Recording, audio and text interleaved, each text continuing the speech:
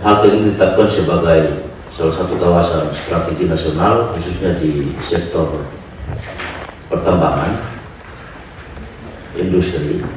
Terjadi peningkatan jumlah penduduk yang cukup luar biasa.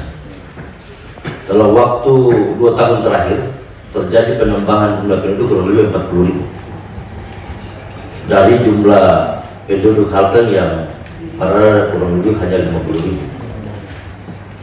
Nah, saat ini dari data wajib KTP yang sudah terdaftar di Dukcapil Halmahera Tengah itu sudah berada di angka 90.000 jiwa, yang rata-rata mayoritas itu bekerja sebagai pekerja PTI. Nah, di bawah industri PTI itu ada perusahaan-perusahaan pertambangan skala kecil yang tidak menyiapkan pabrik tetapi mendorong eksploitasi ore dijual ke PTI, dan itu tidak terlalu jauh dari kawasan industri itu. Nah, di sana juga mereka membutuhkan tenaga kerja yang cukup besar, dan rata-rata mayoritas itu pekerja itu tidak tinggal di dalam kawasan industri. Mereka tinggal di pemukiman masyarakat, baik di kota wilayah itu sendiri maupun di wilayah tengah dan wilayah utara, bahkan di wilayah selatan. Tingkat kebutuhan listrik masyarakat Halmahera Tengah jika dibandingkan 2 tahun sebelumnya, itu kemampuan listrik PLN Beda itu hanya membutuhkan kurang lebih 3 MW secara menyeluruh. Nah, dalam 2 tahun terakhir itu membutuhkan 7 MW. Itu kebutuhan listrik. Laporan langsung dari Kepala Region PLN wilayah Maluku Utara. Itu hampir rata-rata setiap hari masyarakat yang datang di PLN membutuhkan pemasangan meteran atau penyambungan baru. Itu berada di angka kurang lebih 100 buah meter yang mereka butuhkan.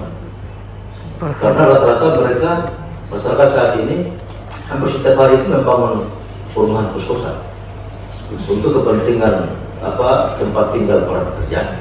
Nah, kita semua paham, apalagi di dalam kampus, kalau terjadi kepadatan penduduk yang begitu signifikan, kemudian kalau tidak diikuti dengan sebuah drainase dan lain sebagainya itu secara baik, tentu ini membahayakan kita semua. Nah, oleh karena itu butuh semacam sinergitas antara pemerintah daerah dengan pemerintah pusat melalui balai. Nah, kita tahu peristiwa 2 hari terakhir ketika Sungai Kobe itu meluap. Sungai Kobe meluap ini kan bukan hari ini, tetapi dia sudah beberapa tahun yang lalu dia meluap begitu. Dampaknya di mana? Pertama, dampaknya ke masyarakat pemukiman. Dampak yang kedua adalah dia mengenai jalan strategi nasional, berarti punya hubungan dengan Balai Bina Marga. Nah, saya juga hampir terus berteriak di Kepala Balai Bina Marga, ini jalan nasional, kapan mau dibuat? Kapan mau dibuat? Ya, sampai saat ini belum dibuat juga. Tapi saya dapat laporan tadi malam, kemarin sudah tanda tangan kontrak katanya. Mudah-mudahan cepat diselesaikan. Jadi upaya dari Balai Sungai ini cukup maksimal menurut saya. Di tahun 2020 saya datang ke kantor Balai dan bicara soal kepentingan masyarakat transmigrasi di selatan. Dan Pak Bebi merespon itu, menerjunkan tim dan alat berat. Ketika hujan hari ini, aman. Jadi tidak sekedar kita datang untuk memberikan bantuan superbi dan beras kepada warga masyarakat, tetapi juga ada upaya-upaya lain, langkah lain yang betul-betul bisa menghasilkan sesuatu yang jangka panjang. Pemda tentu akan mencermati itu. Upaya untuk menanggulangi dampak banjir dalam jangka pendek itu kami lakukan. Kemudian yang kedua di kota. Tadi kalau Ibu ada pertanyaan soal bahasa apa ya kacamata ini, apa yang sudah dilakukan oleh pemerintah daerah? Ya, kita tahu semua bahwa kondisi kemampuan keuangan daerah yang tentu harus membutuhkan dorongan kuat dari APBN juga. Nah, upaya kita untuk menormalisasi Sungai Beketu ini sudah kami lakukan. Tadi mungkin tidak ditunjukkan. ada beberapa beronjong yang ataupun di titik tertentu yang telah kami lakukan.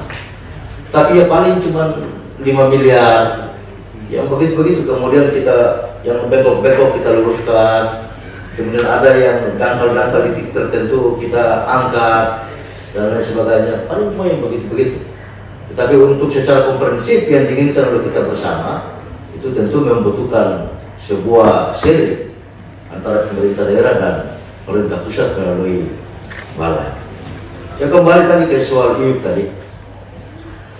Lagi-lagi ketika di awal PT IUP itu mau mengembangkan industrinya itu, ada beberapa sungai yang penting untuk dilakukan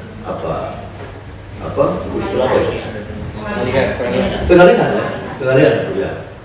Salah satunya sungai Roy.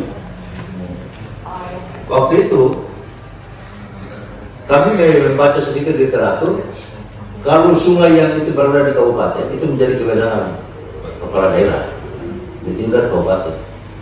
Ternyata sungai itu setelah dicek katanya itu berada di lebih dari 1 kabupaten. Berarti kewenangannya ada di Kementerian PU katanya melalui balai Pak. Akisaki kalau nggak salah. Akisaki. Dan Akisaki itu kemudian dialihkan. Sampai saat ini memang saya lihat secara fisik di lapangan itu hanya di gali manual begitu saja. Tidak ada semacam meronjong atau tembok tepi yang dibuat bagus-bagus. Jadi di kawasan ini itu dalam sejarah itu tidak pernah banjir. Tetapi ketika ada ini banjir.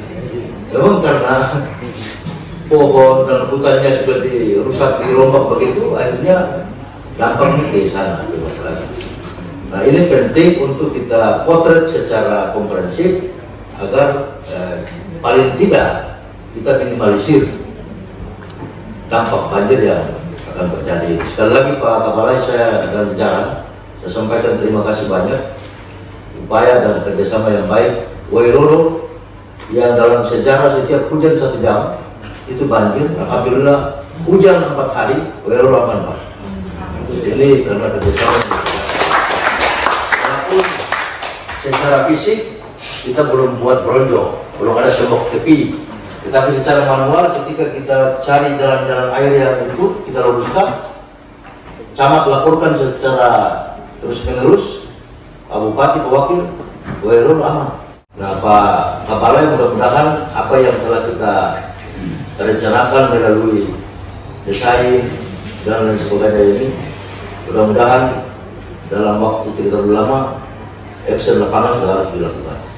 Kita boleh merencanakan sesuatu, tapi kalau tidak diikuti dengan kegiatan lapangan, saya kira ini juga akan masyarakat bilang ini datang ukur terus.